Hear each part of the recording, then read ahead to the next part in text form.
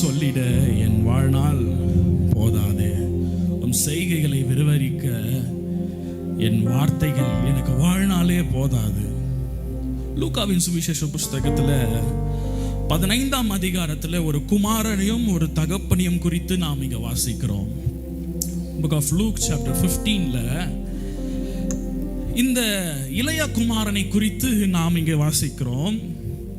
இந்த இளைய குமாரன் தகப்பனுடைய ஆஸ்திகள் எல்லாம் அவன் ஷேர் வாங்கிட்டு, ஆஸ்திகளை பாதி வாங்கிட்டு தூர தேசத்துக்கு தன்னுடைய ஜீவனை ஆஸ்தி எல்லாம் செலவழிக்கும்படி தன் நண்பர்களோட தூர தேசத்துக்கு அவன் போயிட்டான்.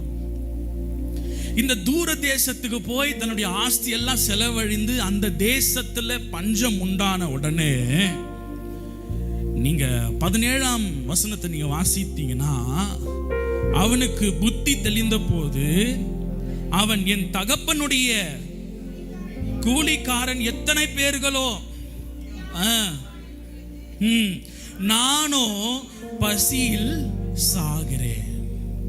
இங்க வசனம் அழகா சொல்கிறது, அவனுக்கு புத்தி தெளிந்த பின்பு. ஆங்கிலத்தில் அழகா சொல்கிறது when he came to sense.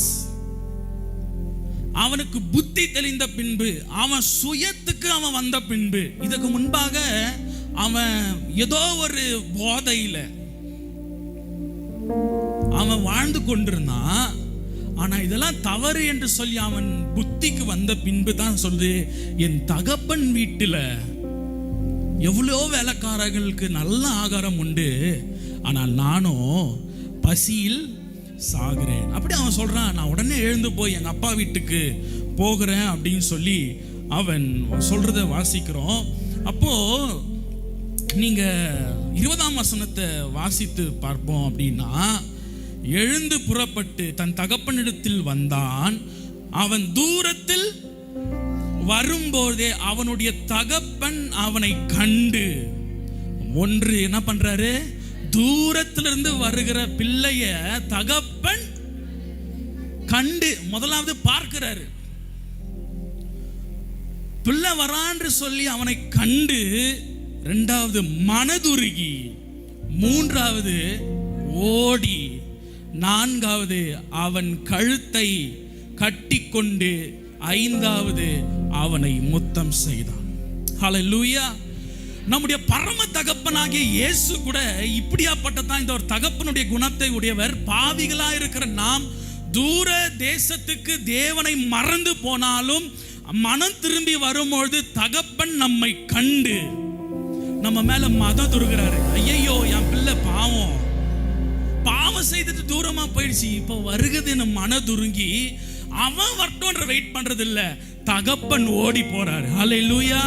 என் கிட்ட வரட்டும்ங்க, நான் கை விரிச்சு உட்காடுறேன், அவன் என்ன வரட்டும், அவன் என் கிட்ட வரணும்னு சொல்ல இந்த தகப்பனுக்கு பொறுமை தாங்க முடியல. நான் ஓடி போறேன். நான் ஓடி போய் அவனை கட்டி அவனை அணைத்து கொண்டு அவனுக்கு முத்தம் செய்வேன். ஹல்லேலூயா. இதுதான் தகப்பனுடைய குணம். தகப்பனுடைய குணம் இதுதான். அதே மனிதன் என்ன சொல்லுவாங்க, அவன் தானே போனான், வரட்டும் பார்த்துக்கலாம் அப்போன்னுவாங்க. தகப்பனுடைய இருதயம் அப்படி இல்லை. நான் உன்னை ஓடி வந்து, நீ என்னை கட்டி பிடிக்கிறதுக்கு முன்பாக நான் உன்னை கட்டி பிடிச்சி, நீ எனக்கு முத்தம் செய்கிறதுக்கு முன்பாக நான் உனக்கு முத்தம் செய்வேன். அப்போ பிள்ளை சொல்றான், குமாரன் தகப்பனை நோக்கி, தகப்பனே, பரத்துக்கு விரோதமாகவும் உமக்கு விரோதமாகவும் நான் பாவம் செய்து, இனிமேல் நான் உன்னோட குமாரன் இல்லை, உன் வேலைக்காரன். உடனே சொல்லிட்டாரு. அடுத்த வசனம் சொல்கிறது, தகப்பன் சொல்றாரு, அவன் சொல்றது தகப்பன் கேட்கறதுக்கு ரெடியா இல்லை. அப்பொழுது தகப்பன் தன் ஊழியக்காரனை நோக்கி, நீங்கள் உயர்ந்த வஸ்திரத்தை கொண்டு வந்து அவனுக்கு உடுத்துங்கள், அவன் கைக்கு மோந்திரத்தையும் கால்களுக்கு பாதரட்சையும் போடுங்கள். நாம ஆண்டவரே நான் பாவம் செய்தேன். ஆண்டவர் சொல்ல, நான் அதை பத்தி உங்ககிட்ட கேட்கவே இல்லையே, நான் அதை பத்தி உங்ககிட்ட பேசவே இல்லையே. ஆண்டவரே நான் பாவம் செய்துட்டேன், என்ன மன்னித்து விடுங்கள். ஆண்டவர் சொல்ல, I am not ready to listen all your stories. நான் உன்னை மன்னிச்சிட்டேன், அவ்வளவுதான். நான் உன்னை கட்டி அணைச்சிட்டேன், உன் பாவங்களை மன்னிச்சிட்டேன். அவன் சொல்றாரு, தகப்பன் ஊழியக்காரனை நோக்கி, விலை உயர்ந்த வஸ்திரத்தை கொண்டு வாடா, மோந்திரத்தை கொண்டு வாடா, என் பிள்ளைக்கு நல்ல பாதரட்சை கொடுங்க. தகப்பனுடைய அன்பு, தேவனுடைய அன்பும் இப்படியே தான் இருக்கு. பிரியமான தேவ ஜனமே, ஆண்டவருடைய அன்பை விட்டு எவ்வளவு தூரம் போனாலும் அவர் நம்மிடத்துல வந்து ஓடி வந்து நம்மை அழைத்து நம்முடைய ஸ்டோரிஸ் அவர் கேட்கறதுக்கு ரெடியா இல்ல. நம்முடைய கடந்த கால வாழ்க்கையை கேட்கறதுக்கு ரெடியா இல்ல. அவர் சொல்லிட்டார், உங்களுக்கு விலை உயர்ந்த வஸ்திரம், ராஜ மோந்திரம், பாதரட்சையை கொண்டு வந்து செலுத்திட்டாங்க. ஹல்லேலூயா. இதுதான் தகப்பனுடைய அன்பு. மனிதர்கள் நம்ம பண்ற காரியங்களை சுட்டி காட்டலாம். என்னை விட்டு போன இல்ல, அன்னைக்கு எப்படி கெஞ்சிருப்பேன் உங்ககிட்ட, போவாதப்பா போவாதப்பான்னு எப்படி கெஞ்சிருப்பேன். உன் காலெல்லாம் விழாத கெஞ்சனே, இப்படி எல்லாம் என் பேச்சு கேட்காத விட்டு போனியே, இப்ப என்னடா வர்றதுன்னு கேட்டிருப்பான். ஆனா தகப்பன் இடத்துல அவன் சொல்லும், அவன் சொல்ல அதெல்லாம் எனக்கு கவலையே இல்லை.